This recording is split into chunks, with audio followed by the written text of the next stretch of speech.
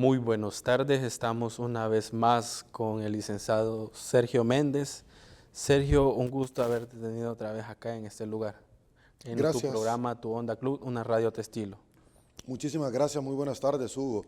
Gracias una vez más por la deferencia en tomarme en cuenta para poder acompañar a los salvadoreños, a tu persona en este programa tan prestigioso como es Tu Onda Club. Muchísimas gracias para hablar, por supuesto, sobre temas de coyuntura, de actualidad. Gracias, Sergio. Bueno, como hemos venido viendo, ¿verdad? Que en estos días que se ha aprobado otra vez el régimen de sección, Sergio. ¿Qué es un régimen de sección para la gente que no sabe aún, Sergio?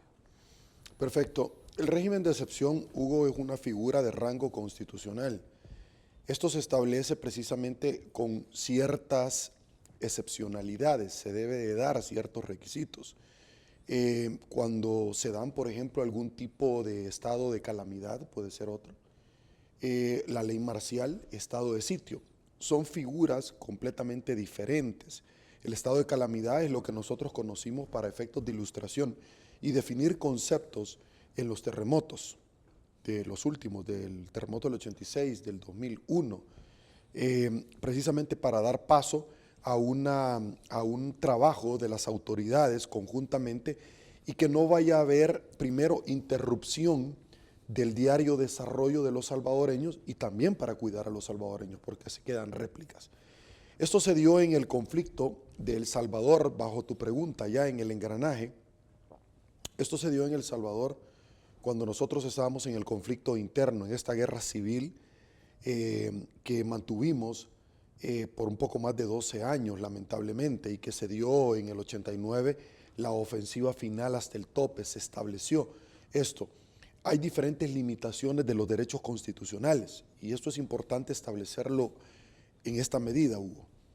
Los derechos constitucionales no pueden ser, son irrenunciables, a menos que se dé un régimen que el legislador ya franqueó dentro de la Constitución para tal caso.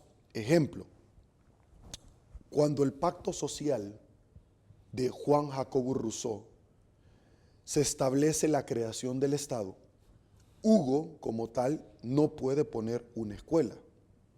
Sergio como tal no puede poner una clínica. Baltasar como tal no puede poner un aeropuerto.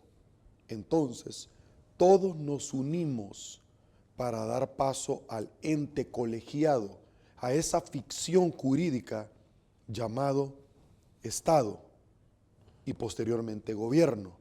Nosotros entonces le vamos a dar a este ente colegiado los insumos económicos para que me haga calles, para que me haga escuelas, para que me haga aeropuertos. Pero además de eso, vamos a escudriñarlo, vamos nosotros a verificarlo por medio de un ente contralor que verifique cómo está invirtiendo esas finanzas. ¿Okay? Así dio paso el nacimiento de un Estado. El Estado obviamente debe de tener entre varios componentes el componente humano, pero el componente territorial. No puede haber un Estado si no tiene un territorio. Eso no es cierto. Ok, listo. Una vez explicado eso, vamos a tu pregunta. El estado de excepción limita ciertos derechos constitucionales, pero no todos. Uno de ellos, el que limita, es el debido proceso, pero no la libertad de expresión. No limita la libertad ambulatoria. Para eso ya hay otra figura, que es lo que nosotros conocimos, por ejemplo, cuando estaba el general Maximiliano Hernández Martínez. Él llevó por un poco más de 2 años y fracción un régimen de excepción de esta naturaleza, el cual desembocó en el malestar de la gente por el abuso del poder, a darle un golpe de Estado, a deponer el cargo, y el fin de este fue el exilio hacia la República de Honduras, y allá la persona que era el equivalente a un conductor lo terminó matando. Perdón, ese fue el final no tan feliz. Entonces, haciendo una valoración o una comparación sobre esto, vemos nosotros donde las asimetrías cada vez son menores con relación a este gobierno. El régimen de excepción lo que establece es excepción. ¿Y qué es excepción, Hugo? Excepcionalmente. Yo te digo a ti, Hugo, yo no voy ahorita para Santa Ana, yo ahorita voy para Sonsonate, pero solamente por esta única vez, excepcionalmente, yo te voy a pasar dejando a Santa Ana. Pero si tú la otra semana me decís, pasame a dejar otra vez, ¿qué significó ser excepción para irte a dejar a Santa Ana? Que va a ser la única vez. ¿Cuántos meses llevamos? Vamos para 7 meses con un régimen de excepción. Entonces tú te das cuenta donde uno ya no es constitucional y dos, simple y sencillamente, se han abusado tantos derechos, tanto que simple y sencillamente ha vulnerado la misma Constitución.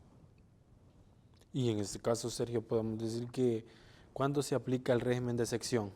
El régimen de excepción se aplica cuando el presidente Bukele empieza lamentablemente con unas bajas calificaciones en su desarrollo como mandatario. Y lamentablemente este tema se empieza a implementar cuando empieza a tener el fracaso del Bitcoin, cuando empieza a tener el fracaso económico de la economía del país. Entonces él lo ocupa para venderle terror a la gente, pero adicionalmente para opacar otros temas que simple y sencillamente él quería adicionalmente poder excluir. Otros temas como cuáles, como los grandes osos, errores que estaban haciendo los diputados dentro de la Asamblea Legislativa con las famosas o mal llamadas comisiones especiales, donde era un circo e invitaban a gente, exfuncionarios, para lapidarlos públicamente por el tema de las ONG, de las plazas fantasmas, ¿cierto? Sí, sí. Plazas fantasmas que ahora la Asamblea Legislativa no quiere dar a conocer. Todavía nos estamos preguntando cuáles son. ¿Y cuáles son? De hecho, esta misma semana en la Asamblea Legislativa negaron la información. Entonces, ¿cómo se come eso, Hugo? ¿Cómo era? Entonces quiere decir que los de ahora están haciendo peores cosas que los de antes, que hasta el mismo demonio se persina con estos. Perfecto, número uno. Número dos, esas comisiones o simulacros de comisiones que hacían, simple y sencillamente fueron el hazmerreír de la gente, los diputados, a tal grado que primero no sabían ni preguntar, ni un interrogatorio, ni un contrainterrogatorio. Pero adicionalmente a eso, Hugo, el tema es que llegaban gente y les daban información y cambiaban de tema. Ejemplo, llegaban personas y les decían, sí, a mí Tony Saca me dio la... y cambiaban de tema. Porque evidentemente Tony Saca es de Ghana y el presidente también es de Ghana.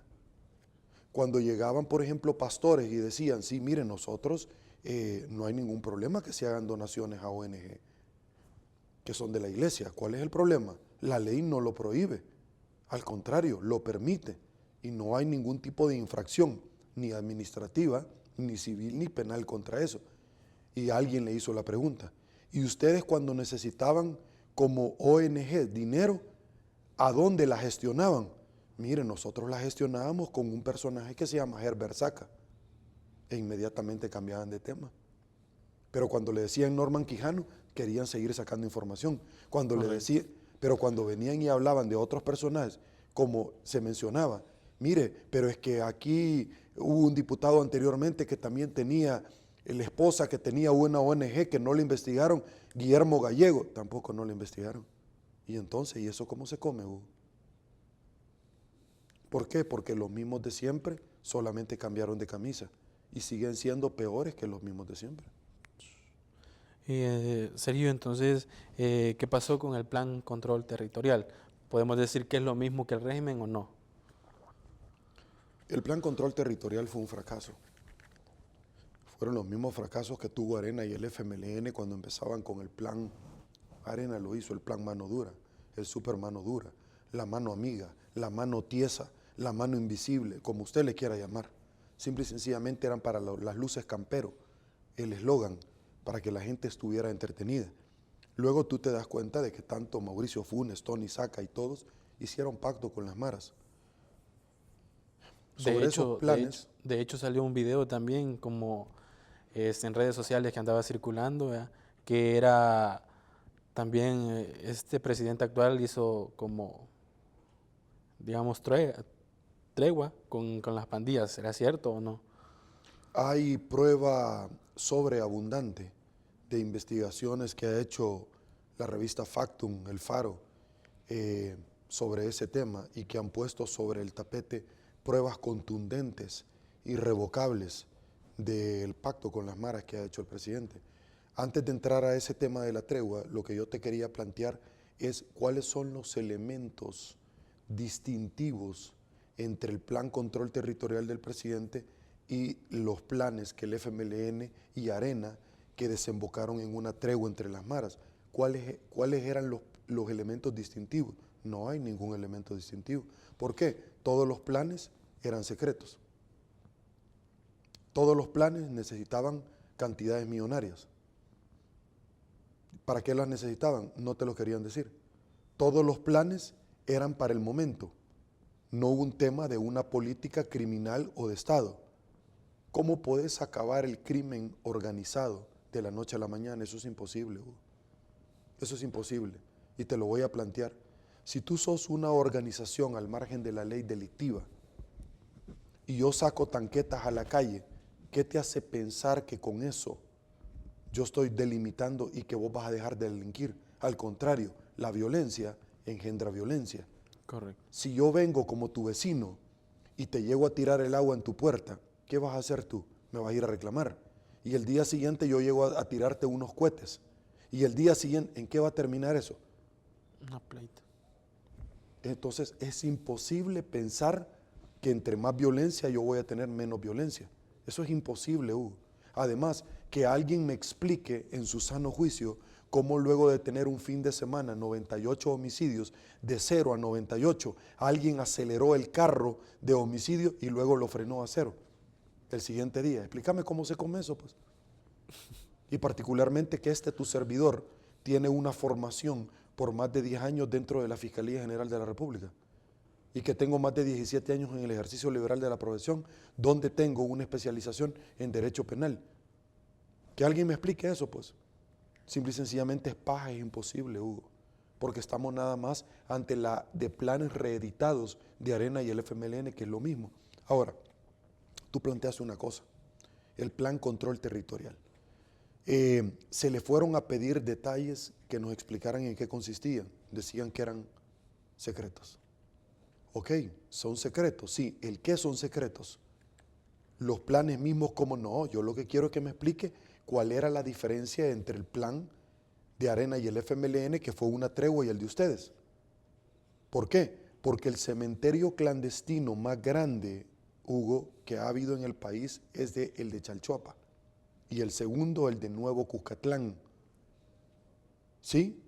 Perdón, ¿quién fue el alcalde en Nuevo Cuscatlán en ese momento? Nayib Bukele. El presidente de la República. Entonces, explícame entre los elementos distintivos de un plan, mano dura, super mano dura, el plan amigo, el plan control territorial, semánticamente, explícame cuál es la diferencia entre uno y otro, número uno. Y número dos, explícame por qué las desapariciones forzosas aumentaron en todos los planes. Explícame. ¿Y por qué las extorsiones no bajaban? Explíqueme, pues. Explíqueme. Punto número uno. Una vez explicado todo eso, viene el otro tema, Hugo, sobre esta situación. El plan control territorial que el presidente Bukele implementó fue un fracaso. Un fracaso donde no redujo nunca las extorsiones ni tampoco las desapariciones. Perfecto. Pero al dar paso a un régimen de excepción, te está diciendo que el plan control territorial fue un fracaso. Fue un fracaso que dio paso a una vulneración del orden constitucional. cuando el presidente no recibía los 80 millones de dólares que quería y usurpó las facultades del presidente de la Asamblea Legislativa al irse a sentar y ocupar el BON y adicionalmente llegar a la Asamblea Legislativa con el ejército. Fue un fracaso. Fue un fracaso. Perfecto. Le dieron los 80 millones de dólares. Perfecto. Hay un régimen de excepción. Sí, ya no correcto. está el plan control territorial. Ya lo podés dar a conocer. ¿Por qué lo seguís ocultando entonces? ¿Por qué? Porque el mundo entero quisiera saber cuál ha sido el éxito de tu gestión. Compartamos esos planes con el mundo entero, Hugo. Compartámoslos. ¿Por qué no los compartís? Compartámoslos con el mundo entero. Yo quiero saber cuál ha sido el éxito del plan control territorial. Y como ya no está funcionando, hoy ya me lo podés explicar. Y me podés explicar para qué hiciste el dinero. ¿Dónde quedaron por lo menos esos 80 millones? Porque fue más de eso. ¿Dónde quedaron? ¿Para qué los invertís? Si no se los diste a las maras, para que dejaran de matar, ¿qué los hiciste? Contame, pues, ¿qué los hiciste? ¿Y por qué las extorsiones no bajaron, al igual que en los planes de Arena y el FMLN, y tampoco no bajaron las extorsiones ni las desapariciones, los cementerios clandestinos? Explícame, pues. Yo quiero saberlo. No necesita ser científico de energía nuclear para darse cuenta de eso. Ahora, voy al otro tema. Tanto Factum como el Faro han presentado hasta la saciedad pruebas sobreabundantes de la tregua del presidente Bukele con las maras. Y no desde el gobierno, desde las alcaldías. Lo han presentado. Perfecto. Vimos nosotros a este muchacho, Carlos Marroquín, donde estuvo sentado en su momento con Mario Durán, negociando con las maras, igual que Ernesto Mason. Igual que Ernesto Mason. Igualito hicieron los dos. Bueno, están haciendo, ¿no? Igual que Ernesto Mason. Sentados con Ruano y Ernesto Mason. Igualito. Perfecto. Ernesto Mason luego llegó a ser alcalde y Mario Durán también. Perfecto. Otro punto que es interesante también sobre lo que estamos hablando. Salió un audio, el cual lo compartieron, de Carlos Marroquín, donde él establecía claramente que él mismo había ido a sacar del penal a los miembros de las maras que Estados Unidos está reclamando extradición y que la Corte negó la extradición, porque dijo que aquí iban a cumplir su condena, pero ellos ya salieron del penal. Y entonces, Hugo, ¿cómo es que se los negás a Estados Unidos? ¿Qué hay detrás de todo esto? ¿Se les va a caer en el negocio lo pactado al gobierno con las maras? Es la pregunta. ¿Se les va a caer? ¿Ah? ¿Por qué no los mandan, Hugo? ¿Cuál es el problema? No les ¿Por qué si conviene. mandan a otros y a estos no? De otros delitos, ¿por qué? ¿Cuál es el problema, Hugo? Dentro de todo esto. Y la otra situación es, ¿y por qué lo fueron a sacar del penal? ¿Con qué orden? Y es más, un funcionario público solo puede hacer lo que la ley establece. ¿Con qué documentos lo sacaron fuera del país para Guatemala? Entonces se llama tráfico ilegal de personas. Es otro delito penal. Y entonces, Hugo, o sea, esto no es lo mismo que antes, esto es peor que lo de antes. ¿Cierto? Perfecto, ok. Ahí están los audios. Si todo esto es mentira, ¿por qué el gobierno no ha demandado poniéndole en los juzgados una demanda por difamación, injuria, calumnia al Faro y a la revista Factum, Hugo? Si es mentira, ¿por qué no ha salido por lo menos un comunicado a descalificarlo, Hugo? ¿Por qué? Pues contame, pues. Contame. ¿Por qué ha preferido no hablar? ¿Por qué el vocero que tiene no ha salido? ¿Por qué cuando se les pregunta eso a los diputados no quieren responder y empiezan a ver a otro lado como que son el exorcista? ¿No viste la película del exorcista cuando Sí. la cabeza les da vuelta para el otro lado? Aquí están los medios y ellos van caminando y van viendo para otro lado. Correcto. Sí. Y pareciera que son los exorcistas, porque en efecto, no sé qué demonios se les puede meter a una persona para de pronto hacer esas atrocidades. ¿Cierto? Ok. Sí. Entonces, la pregunta de todo, Hugo, es ¿qué parte no entiende la población salvadoreña de todo esto? ¿Qué parte no entiende que esto es peor que lo mismo de siempre? No entiendo. Va. Punto número 1. Vamos a ir a otra situación, Hugo. Si el régimen de excepción fue un verdadero fracaso, ¿por qué siguen ocultando la información? Porque todo es reserva de información. Porque todo es reserva de información. ¿Mm? Hay algo que no nos conviene saber. Un montón de cosas que no les conviene que nosotros sepamos. Aunque las sabe el pueblo salvadoreño, las está viendo y no lo quieren hacer. Ok, si fue un fracaso, pasemos entonces nosotros al tema el cual tú planteabas, que es el régimen de excepción. El régimen de excepción se ha venido extendiendo por más de 7 meses. Eso es inconstitucional, Hugo. No está en la Constitución. Está en la Constitución, pero es excepcional. Y entonces tú una vez lo venís implementando, ya no es excepcional. Solamente el régimen de excepción es la última instancia para poner orden y no la regla general. Una vez vos recobras el poder territorial, debes de volver a tu estado normal, porque esto afecta a otro tipo de áreas. ¿Cuáles son otro tipo de áreas? El hermano gemelo del régimen de excepción. ¿Y cuál es el hermano gemelo del régimen de excepción? Precisamente la facultad, Hugo, y esto es lo interesante, que en un régimen de excepción vos no vas a aplicarle a la CAP, sino que son compras directas, adjudicaciones. La ALACAP te establece ciertos requisitos para compra, como cuáles: tener 3 o más inversores, que hayan competencia, que vayan a traer las bases de licitación, que presenten sobres cerrados, pero en un estado de excepción ellos escogen al que quieren. Y tú te has dado cuenta que han estado escogiendo a los que ellos quieren. Sí. ¿Mm? ¿Quién es la empresa vinculada al penal que están construyendo, Hugo? ¿Mm? ¿Quién es? ¿Está vinculada a un presidente de una gremial que acaba de renunciar, Hugo, ahorita a la gremial? Porque su empresa tiene contrato, pregunto. ¿No te diste cuenta tú en aquel régimen que estaba en aquel entonces de la pandemia, cómo les quitaron a las 2 empresas de la terminación del aeropuerto con la terminación de la calle al Puerto de la Libertad los contratos y se los dieron a otra? Luego nos dimos cuenta que la empresa que había recibido más caro el contrato de la terminación del aeropuerto, que el frente ya estaba terminando, se lo arrebataron, ellos lo terminaron. ¿Te diste cuenta que esta empresa le donó $1 millón a la campaña del presidente Bukele? Y entonces, ¿y eso cómo se come? ¿Cuál es la diferencia de los pasos a desnivel de los contratos que Arena le entregaba a sus cheros, que el frente le entregaba a sus cheros?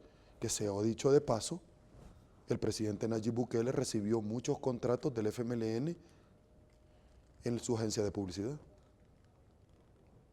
Entonces, no era lo mismo que él criticaba.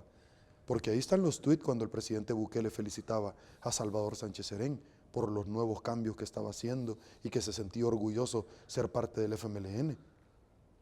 Entonces, este es el tercer gobierno del FMLN, Hugo. Este es el tercer gobierno del FMLN. Cierto, listo. Una vez te explique todo esto, entonces, vamos, que lo que le encanta al presidente es no dar ningún tipo de declaraciones con relación a cómo está interviniendo los fondos. Saltarse las trancas. Saltarse las trancas es que no le gustan los procedimientos. Por eso es que tú ves a un Félix Ulloa hablar ahora no de una reelección, que antes decían ellos mismos que estaba prohibido, sino que ahora hablan hasta de un tercer periodo de 15 años. ¿Por qué? Porque ya no tienen retroceso.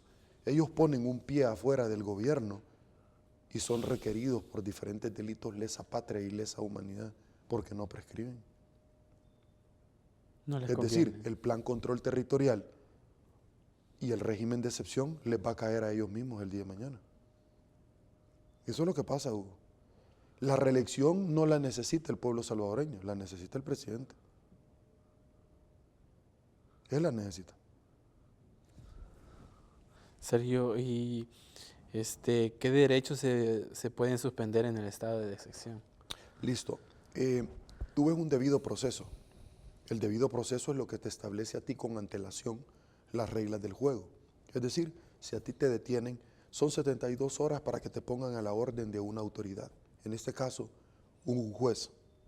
Y por supuesto la fiscalía también tiene término para que la policía le remeta las diligencias. No puede pasarse de eso. Hay un término en el cual para que te nombren a un defensor. No se puede pasar de eso, porque tú sos inocente hasta que no se demuestre lo contrario. Pero acá, Hugo, van a detener a cualquier persona que vaya en la calle y no está cometiendo ningún delito. Detienen a personas de zonas de vulneración, zonas pobres, lo mismo que sucedía en la guerra, y no está cometiendo ningún delito. Además, el delito que les están metiendo a todo mundo son agrupaciones ilícitas. Y el delito de agrupaciones ilícitas no es un delito autónomo. Para empezar, es como que a Hugo lo quieran detener por resistencia. Y entonces yo te voy a defender a ti y me dicen, Hugo lo detuvieron por resistencia. Resistencia. ¿Y a qué se resistió Hugo? No sé. Pero ¿por qué lo iban a detener a Hugo? No, lo íbamos a detener. Por eso, pero ¿por qué delito? Diferente, Hugo, es que tú estés cometiendo un delito, en ese momento te quieran detener y tú te resistís. Entonces te van a llevar por robo y además por resistencia. Pero cuando vamos a ver, solo por resistencia. ¿Y a qué te resististe? A la detención. Pues sí, pero ¿por qué lo iban a detener? No, lo íbamos a detener solo porque no te pueden detener, Hugo. Resistencia, vamos a agrupaciones ilícitas. ¿Cuántas personas deberían de conformar una agrupación, Hugo? 5 o 10. ¿Y por qué solo detienen a una persona? ¿Y dónde está la agrupación entonces?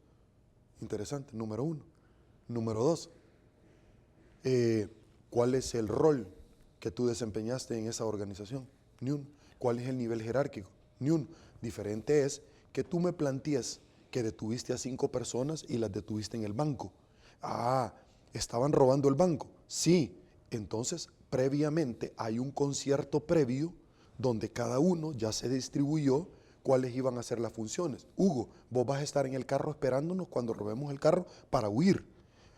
Baltasar, vos vas a agarrar el arma de fuego y vas a ponerle el arma de fuego al que tiene el dinero. Yo voy a robar el dinero. Yo llevo una máquina para quitar la soldadura de la caja fuerte. Cada uno tiene un rol.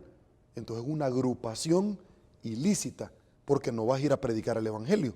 Entonces no es lícita, sino que es ilícita. Pero, ¿y si solo te detengo por una agrupación? Sos una persona y no te digo qué más has hecho. La agrupación ilícita no es un delito autónomo. ¿Te das cuenta de todas las violaciones que están haciendo? Sí, sí. Esto es equiparable al juicio de Cristo. El juicio de Cristo le violaron todos los derechos habidos y por haber. El juicio de Cristo fue a la 1 de la mañana. El juicio de Cristo no tuvo un defensor, Hugo. No había un delito que había cometido. Simple y sencillamente lo querían matar, acabárselo. Es lo que está sucediendo ahorita.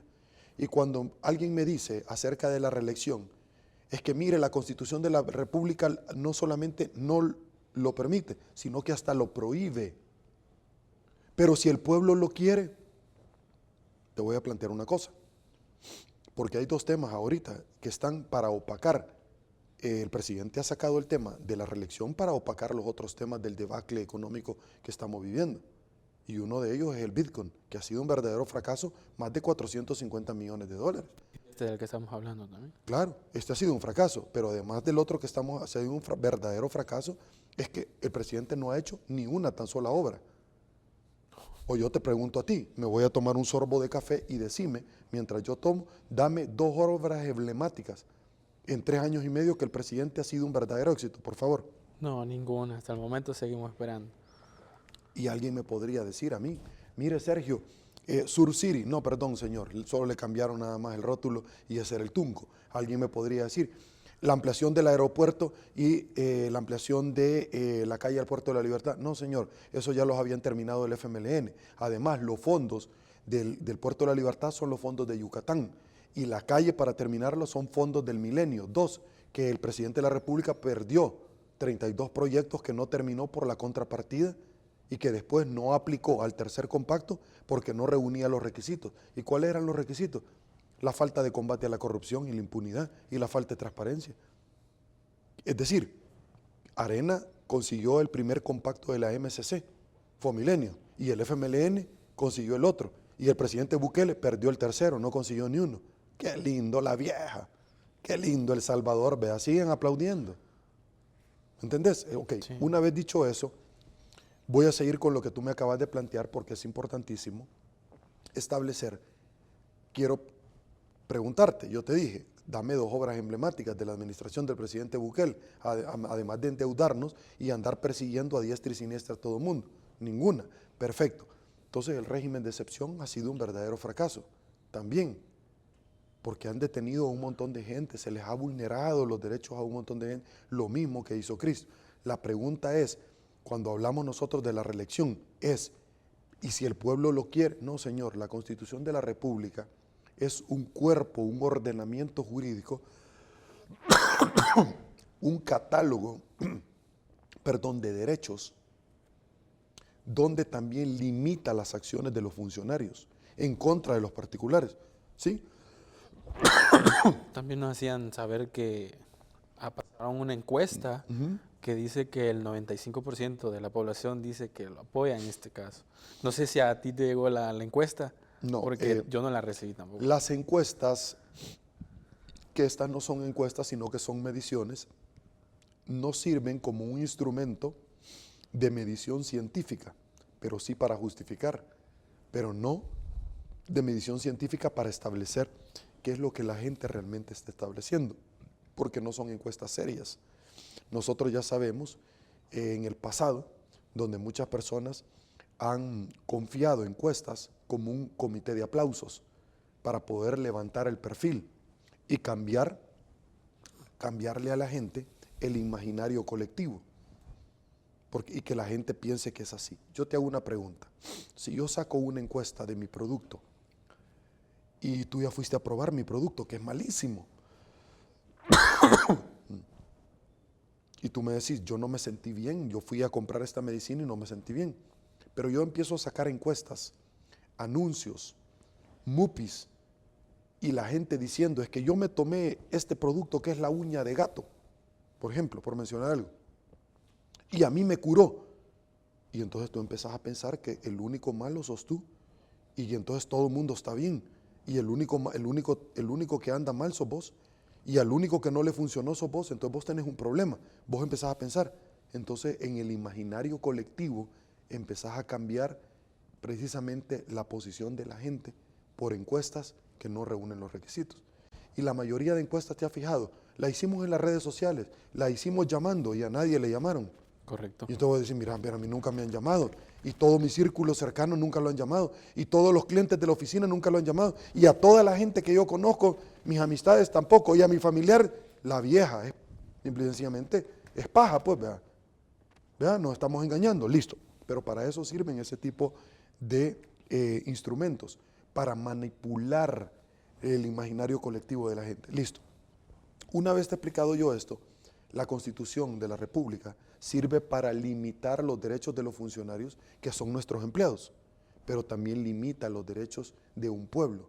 Por más que el pueblo salga gritando y aplaudiendo que quiere la reelección, no se puede.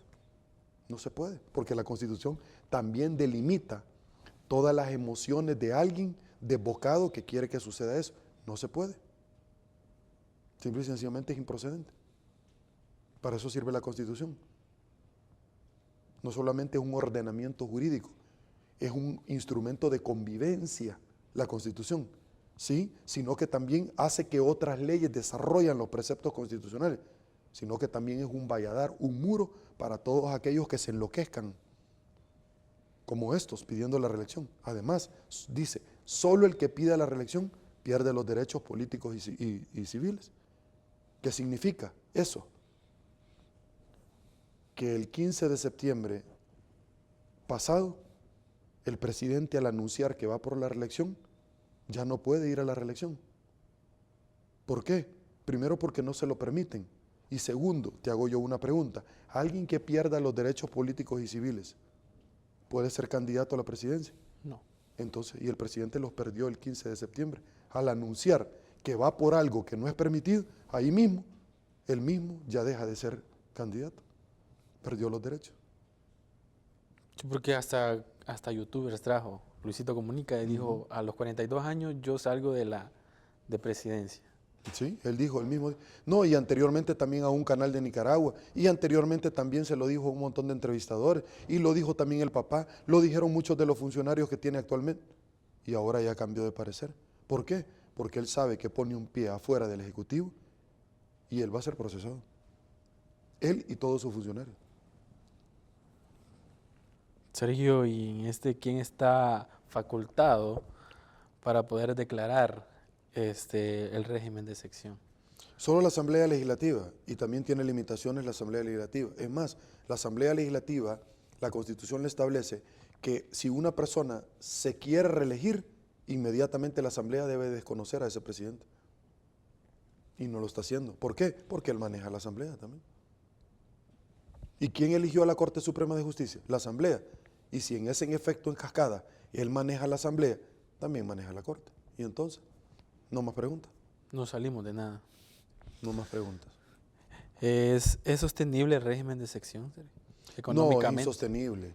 El régimen de excepción es insostenible porque para tener la alimentación de esta cantidad de reos, a ojo de buen cubero se establecen alrededor de $200,000 al día. ¿Tenés calculadora? Me podés hacer 200,000 por 30 para tener más o menos en un mes cuánto te sale y después, haceme por favor el ejercicio mental. Tenés 200,000 por 30. ¿Cuánto sería? Para que usted tenga un 60,000. 60,000. Ahora $60,000. Sí. No, porque son 200,000. Billones. Sí, correcto. Entonces es insostenible. ¿De dónde lo va a sacar? No nos lo está explicando. Por eso es que tú ves un galopante endeudamiento día a día en este país, que es insostenible. La recompra de bonos fue un verdadero fracaso del gobierno. Solo el 35% llegó a redimir los bonos a un menor costo. Pero lo que la gente no entiende es que parte de los bonos está en las AFP. Vaya a pedir el estado de cuenta de la AFP y va a ver que usted tiene un crecimiento negativo. Al contrario, ha estado perdiendo por las gestiones del gobierno. Le doy la noticia si no se ha dado cuenta.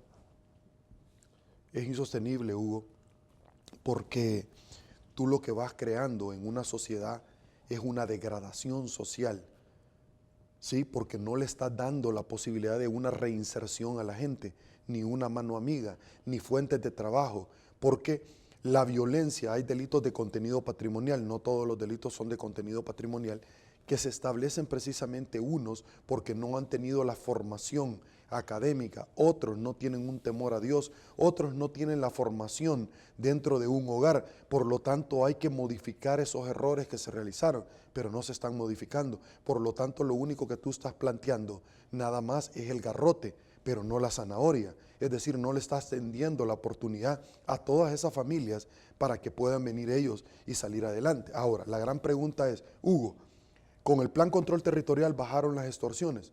No. ¿Y con el régimen de excepción han bajado las extorsiones? No. ¿Y entonces eso cómo se come, Hugo?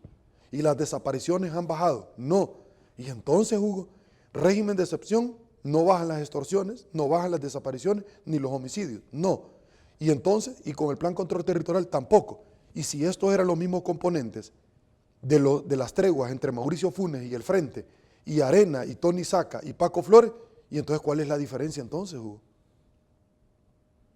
¿Sí? Sigue habiendo tregua hoy por hoy, inclusive con este plan, con las maras. Interesante, ¿verdad? Entonces las maras solo se están haciendo más fuertes. Interesante, si esa fuera la respuesta. ¡Wow! ¡Wow! Que Dios nos bendiga, Hugo. ¿Sí? Hay cosas que hacen en la actualidad que hasta el mismo demonio se persina, Hugo. Podemos decir que era necesario el régimen. No era necesario, nunca lo ha sido. Era necesario para tapar otro montón de problemas. Era necesario para hacer compras directas con adjudicaciones, sin pasar por licitación. En ese caso, Sergio, el ¿Por presidente... qué la Asamblea Legislativa no nos da a conocer cuánto está gastando en los viajes de los diputados? ¿No te acordás que esa fue las promesas de campaña? Sí, y esas sí. fue las críticas a los diputados anteriores. A los Sí, dipurratas, como le llamaban. Sí, ¿No te acordás? sí. Ajá. ¿Por qué la Asamblea Legislativa no nos quiere dar a conocer cuántos son los asesores y cuánto están gastando. ¿Por qué la Asamblea Legislativa no nos quiere dar a conocer cuánto está gastando en viáticos, en vales de combustible, en compras de carro? ¿Por qué no nos da a conocer eso a la Asamblea? Contame, pues. Contame. ¿Sabes por qué? Le voy a dar la noticia a El Salvador. Se los bajaron, señores. Los subieron a la voladora. Les dieron paja. Les hicieron la vuelta. Les hicieron la mexicana. ¿Sí? ¿Qué otro apelativo quieren para que yo les pueda describir lo que sucedió? Sigan aplaudiendo. Sergio, el presidente se fue a meter a la asamblea con el ejército a pelar 8.000 millones. Fueron 80 millones en su momento. Una vulneración, obviamente, al orden constitucional, Hugo. Algo lamentable. Los mismos diputados de Ghana en aquel entonces tuvieron los audios donde decía, Lupillo creo que era uno de ellos, donde decía, este es un golpe de Estado. Y luego se percataron que ya estaban los medios de comunicación, entonces cambiaron el tema, porque obviamente lo fue.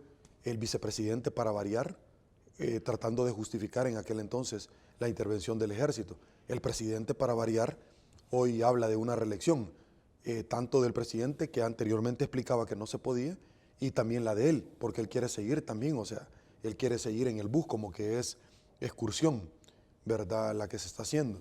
Y todos los funcionarios que en el 15 de septiembre estaban con el presidente de la República, cuando él da a conocer su intención de poderse reelegir, todos aplauden. ¿Por qué? Porque todos quieren seguir. Entonces dicen, si él se reelige, entonces yo también me voy a reelegir. Pero lo más simpático del asunto es que muchos de ellos ya hacían cuentas felices, porque también ellos que aspiraban a ser candidatos a la presidencia. Eso es lo que pasa. Sergio, ¿qué prohíbe el estado de excepción en El Salvador? Lo que prohíbe hoy por hoy el estado de excepción no es ni la libertad ambulatoria ni tampoco es la libertad de expresión, aunque están deteniendo a un montón de gente precisamente por eso, como en el régimen que la Asamblea Legislativa le aprobó al presidente en su momento cuando estábamos nosotros en la pandemia y que el presidente se tomaba más atribuciones de las que misma la Asamblea le había dado. Eso es lo que prohíbe, eso es lo que está sucediendo, que a él le dan 5 y él se quiere tomar 10. Bueno, Sergio, muchas gracias por tu tiempo, vea. Siempre para finalizar tú nos tienes lo que es una reflexión sobre la palabra de Dios. De igual manera ya muchas personas, vea, deben de saber en lo que nos estamos metiendo. Como país, vea, deberíamos de abrir los ojos y de igual manera pensar bien las cosas, vea. Hugo, a mí me mostraron, cuando yo estaba pequeño, me mostraron diferentes escuelas y una de ellas fue la frase que yo a continuación te voy a decir. Hugo, uno en esta vida no recibe lo que merece, sino lo que negocia. El Salvador está recibiendo y va a seguir recibiendo lo que negoció.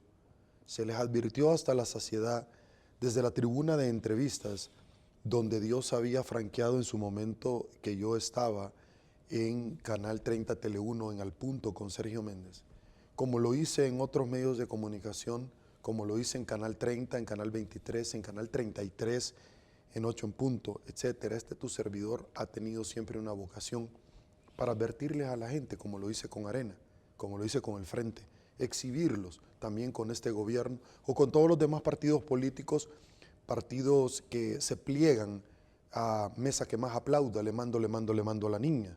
Es decir, no importa quién gane, yo me voy a plegar porque son los mismos de siempre. Lo hizo y lo sigue haciendo Gana, el PCN, PDC en su momento. Lo hicieron con Arena, lo hicieron con el FMLN, lo están haciendo con este gobierno y son partidos de derecha que se plegaron a los de izquierda. ¿Y cómo pueden haber cosas en común entre dos ideologías que aparentemente así están? Eso sería lo interesante. Gente que termina, que anda en todos los partidos políticos y que tú le decís, espérame, usted anduvo en Cambio Democrático, en el CD, luego anduvo en Arena, luego anduvo en el PDC. ¿Y cómo es que su ideología es equiparable a todos los partidos? Es mentira. La única ideología es el dinero, son sus propios intereses, Hugo, que es lo que nosotros estamos viendo. Yo he escuchado a muchas personas que dicen, ¿por qué los empresarios no hacen nada? ¿Y por qué van a hacer algo los empresarios? Es lo que yo les diría. El animal más rápido del mundo no es el chita ni es el geopardo. El animal más rápido en el mundo es un dólar asustado. Tú asustas a un empresario y se va a ir para otro país. Eso es lo que va a suceder. Entonces, cuando la gente viene y dice, mire, pero es que Estados Unidos no hace nada. Cuando antes Estados Unidos dice algo y lo empezaban a tratar mal, que no fuera metido, que para qué sean. Lo que pasa es que no es lo mismo verla venir que tenerla cerca. Hoy El Salvador ya la está viendo cerca. Y entonces ahora sí pide la intervención. La gran pregunta es, ¿y Estados Unidos por qué tiene que venirse a meter, a hacerle la plana a los salvadoreños? Porque tiene que venir a invertir dinero de los impuestos de los ciudadanos americanos acá, Hugo. ¿Por qué? Número uno. Y número dos, la gran pregunta sería, cuando adicionalmente la gente hace, ¿dónde está la oposición? Es que no surge un líder. Pero mire, yo le voy a dar la noticia al pueblo salvadoreño que nos está viendo. Si quienes se acabaron la oposición fueron ustedes en las urnas, ustedes fueron los que se acabaron la oposición. ¿Ah? Le doy la noticia, papito lindo, cosita rica. Si ustedes se acabaron la oposición, los balances de poder deben existir en cualquier democracia. Y quienes enloquecieron fueron ustedes, pese a que se les estaba advirtiendo todos los excesos que el presidente hizo como alcalde de San Salvador y de Nuevo Cucatlán. Y con pruebas, pues, si quienes se acabaron la oposición fueron ustedes. Y de pronto empezaban a celebrar los mismos de siempre, 1000 veces malditos. ¿No te acuerdas que así decía el presidente? Sí, sí. Los de la esquina, cuando el presidente salió de la esquina. El presidente salió de ahí de la esquina, sí. Fue parte de la esquina por más de 15, 20 años en el frente. Recibió fondos del frente a la agencia de publicidad para hacer publicidad. Ahí están los anuncios que ellos hacían. Hay un anuncio del presidente donde él apoyaba a Salvador Sánchez Serén. Si los únicos que se dan paz es el pueblo salvadoreño. Que por $30, que por unos macarrones y unos atunes. Sí, la palabra de Dios es bien clara. El que cambió su progenitura por un plato de lentejas, usted cambió su voto, sus libertades, por un plato de atún. Eso es lo que usted hizo. Es decir, usted le dio todo el poder y ahora él maneja la Corte de Cuentas, él maneja la Fiscalía, él maneja los juzgados, todo. Yo veo un montón de gente, Hugo, que han quitado en Soyapango.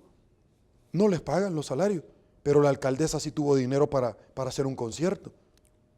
Tú vas a Soyapango y ves las calles deplorables, la iluminación deplorable.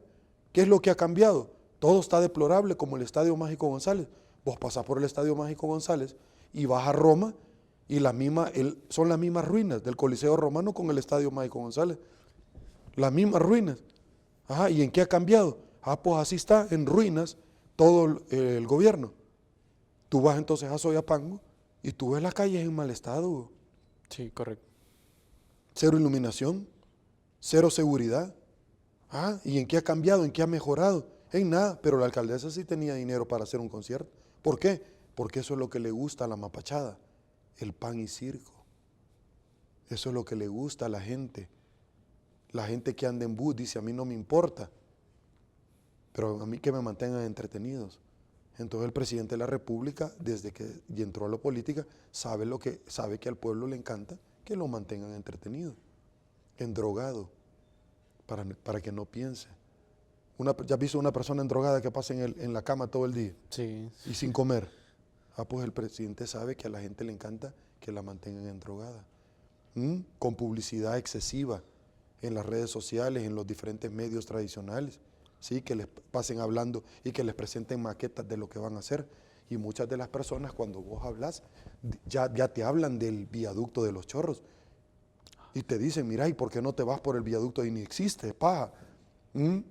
Ahí hay más accidentes todos los días que en cualquier lado del mundo. ¿Nunca te has fijado? Sí, sí. Soterramientos de personas que van. Entonces todo es paja. Pero la gente piensa que ya está. Y que es cierto. Entonces eso es lo que sucede.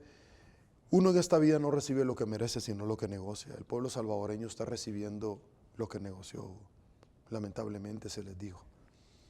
Lo que nosotros vemos es el juicio de Cristo y que yo ya te lo planteé y que fue con todos los abusos hasta el nivel de que en determinado momento Poncio Pilatos les expuso a Jesús de Barrabás o a Jesús de Nazaret. y la gente prefirió al delincuente. Prefirió al delincuente, Hugo, a un delincuente consumado, que al otro que les había hecho prodigios y que había sanado a un montón de gente. Es más, al otro lo recibieron como héroe y 6 días después lo estaban crucificando. Jesús de Nazaret, cuando ingresó a la ciudad amurallada, le tiraron palmas. ¿Sí? Le estaban aplaudiendo y le tiraban palmas para que pasara encima del asno o burro donde él se conducía. Y la Biblia dice, los mismos que 6 días antes lo victoriaban, los mismos 6 días después pedían que lo crucificaran. Esas eran las redes sociales en aquel entonces, en el cual manipulaban a la gente. Y la gente escogió a Jesús de Barrabás. Él le dijo en su momento, y yo quiero decirle esto a la gente, porque Hitler así inició, matando a los judíos. Yo quiero decirle a usted que si alguna vez usted le ha ingresado un sentimiento negativo por los israelitas, por los hebreos, por los judíos, como usted le quiera llamar, cada uno tiene un significado diferente, que con gusto en otra edición yo le puedo explicar cuál es la diferencia conceptual. ¿Por qué crucificaron a Jesús? ¿Y por qué eso muchas personas lo odiaron? Yo recuerdo aquella película de Jim Caviezel cuando estaba interpretando La Pasión de Cristo, por medio del director y productor Mel Gibson. Jim Caviezel cuenta que todos le advirtieron que no hiciera esa película, porque iba a tener una muerte en el mundo del espectáculo. Porque está bien que él pudiera interpretar cualquier otro papel, pero no era un tema ganador hacer una película más de Dios, por varias razones. Porque tú no querés participar en una película que no te genere morbo, porque eso es lo que vende. Tú no querés participar en una obra de teatro que te hable de Cristo, porque eso no vende, Hugo. Y la relación es bien sencilla. Hasta el día de ahora, de la película de Charlton Heston, The Ten Commandments, los 10 mandamientos, ¿quién vendió más? ¿Cuál fue la más taquillera? ¿Esa película o Depredador? ¿Cuál crees vos que ha sido la más taquillera? Depredador. Eso le gusta a la gente. La sangre, el drama. Pero no esa. ¿Sí? O Ben-Hur. No. No le gusta. A Jim Caviezel le advirtieron que no. Y entonces él dice que lo meditó y dijo que sí. Porque él poco a poco, de pronto cuando estaban en el rodaje, se les acabó el presupuesto. Y Mel Gibson le dijo que iban a detener y Caviezel le dijo, no, es que yo para esto he nacido. Porque yo ya me di cuenta que yo tengo 33 años, Jim Caviezel, y cuando crucificaron a Jesús tenía 33 años. Yo ya me di cuenta de que tenemos patrones de conducta similares y uno de ellos es que mi nombre es Jim Caviezel, JC. Y el nombre de Jesucristo era Jesucristo, JC. Es lo mismo. Yo ya me di cuenta que he sido sensible al dolor y estoy viviendo lo que él vivió. Y hay demasiados patrones de conducta iguales a estos. Una vez explicó eso, siguieron con el rodaje y fue un éxito. ¿Qué es lo que yo te quiero decir? Tuvieron mucho cuidado para no dejar entredicho una posición semita. ¿Qué significa eso? Que los israelitas no se fueran a levantar en odio porque los iban a retratar como los malos de la película que ellos crucificaron al Salvador. Perfecto. Una vez te expliqué eso, poneme atención y no me perdas la idea. Voy a lo siguiente. Si usted alguna vez, como los alemanes, que sucumbieron ante los nazis de las SS, que era el ente que iba a reprimir en los guetos judíos de diferentes países como el gueto de Varsovia, si usted ha sentido odio, repulsión por los judíos, póngase a pensar antes lo que usted está diciendo y se lo voy a comprobar. Jesús de Nazaret le respondió en 2 oportunidades únicamente a Poncio Pilato, cuando le dijo, yo tengo el poder para evitar que tú mueras. Y Jesús, con su cara desfigurada, le dijo, tú no tienes más poder que el que mi mismo Padre te ha dicho. Es que yo para esto he nacido. Es decir, yo he venido a morir para redimir los pecados que hizo Adán y Eva, y que todos tenemos salvación, vida y vida en abundancia, ¿cierto? Ok, voy a otro punto. La otra vez que le dijo, tus seguidores están pidiendo tu muerte. Y él le dijo, ellos no son mis seguidores. Si yo llamara a los ángeles en este momento estarían aquí. Mira qué interesante lo que te estoy diciendo, porque él dijo, mi mundo, no, yo no soy rey de este mundo, sino que es un mundo espiritual. Fíjate qué interesante lo que le voy a decir. En algún momento Jesús dijo, y verás al día, y verás al Hijo del Hombre sentado a su derecha. Y un día verás las trompetas donde el cielo se va a abrir como nunca, y verás cómo el Hijo del Hombre va a venir a rescatar a su pueblo. Mira qué interesante, porque eso se lo dijo también al demonio, cuando el demonio lo tentó en el desierto después de 40 días, ya débil, sin comer y sin beber, y le dijo, adórame una tan sola vez y los reinos de la tierra yo te daré, porque así se me fueron entregados. Le estaba citando un pasaje de la Biblia el demonio, el diablo. Y Jesús le respondió, mi reino no es de este mundo. Es lo que yo te acabo de decir anteriormente. Cierto, pero ¿por qué el demonio le estaba ofreciendo los reinos? Y le dijo, porque así se me fueron entregados. Y Jesús no le refutó. Fácil, porque Adán y Eva al pecar se los entregó. Fácil, porque en Apocalipsis está establecido que luego de la guerra del Armagedón Jesús va a venir con trompetas y va a venir a defender a Israel del falso profeta, de la bestia y el anticristo. En el Armagedón, que para los que hemos podido tener la oportunidad de estar allá, es una planicie donde se va a dar una guerra. Ahí está, precisamente en Israel. ¿Y qué dice después? Y se le van a entregar los reinos. ¿Por qué entonces el demonio le estaba ofreciendo entregarle los reinos? Para que él pecara, porque de todas formas los va a recibir. En Apocalipsis dice que entonces el demonio se los estaba ofreciendo ya, pero si él se arrodillaba y lo adoraba, y él le dijo, no tendrás dioses semejantes a mí, es el primer mandamiento. Y él quería que lo vieran como un Dios. Perfecto. Una vez te he dicho esto, Hugo, para que no me pierdan la atención a lo que yo quiero llegar, es a esto. Si alguna vez usted ha sentido por los judíos molestia, por el pueblo de Israel molestia, espero que lo que le voy a, después de lo que a continuación le voy a decir, cambie su posición. Cuando Jesús lo crucifican, Hugo, y que él dice, yo a esto he venido, él le da vida y abundancia a todos, es decir, vida eterna. No se refiere a esta vida, vida eterna. Perfecto. Cuando él muere, Anás y Caifás, sumo sacerdote, le pagaron 30 monedas de plata a Judas porque lo señalara como testigo que él andaba hablando mal del régimen. ¿Cierto? Perfecto. Van dos. Vamos a la tercera.